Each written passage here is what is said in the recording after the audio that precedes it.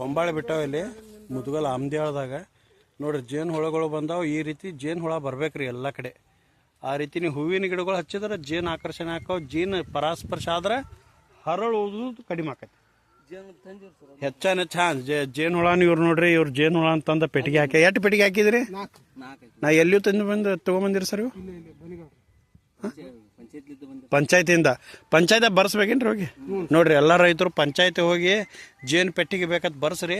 ಇವು ನೋಡ್ರಿ, ಇವು ಜೇನು ಸಾಕಾಣಿಕೆ ಮಾಡ್ಯಾರು. ಇವು ಇದರಲ್ಲೇ ಪರಾಗಸ್ಪರ್ಶ ಆಗಿ ಈಗ ನೆಕ್ಸ್ಟ್ ಟೈಮ್ ಬನ್ನಿ ಅಂತ ನೋಡ್ರಿ. ಇದು ಕಾಯಿ ಹೆಂಗೆ ಹಿಡಿದಿರ್ತಾವೆ ತೋರಿಸ್ತೀನಿ ನಿಮ್ಗೆ. ಫುಲ್ ಕಾಯಿ ಹಿಡಿದಿರ್ತಾವೆ.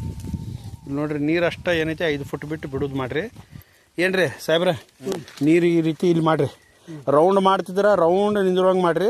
ಇಲ್ಲ ನಾ ಹೇಳಿದಂಗೆ ಏನೈತಿ 4 ಕಡೆ 4 ಕುನಿ ಮಾಡ್ರಿ. ಕುನಿ ಮಾಡಿ ಆ ಕುನಿ ಒಳಗೆ ಎಲ್ಲ ಕೊಡ್ರಿ. ರೌಂಡನ್ನು ಮಾಡ್ಕೊಂತೀವಿ, ಕುಣಿಯನ್ನು ಮಾಡ್ಕೊಂತೀವಿ. ಎಸ್, ನಿಮ್ಮ ಮೇಲೆ ಡಿಪೆಂಡ್ ಅದ. ನೀವು ಇಲ್ಲ ಸರ್ ನಾವು ಯಾವ ಬೆಳೆ ಹಾಕ್ತಿವಿ ಅಂತಂದ್ರೆ ತಿಳ್ಕೊರಿ. ಕುಣಿ ಅಂದ್ರೆ ಇಷ್ಟನ ಬೆಳೆವನ್ನು ಆಡಿಬಿಡ್ತಾವೆ.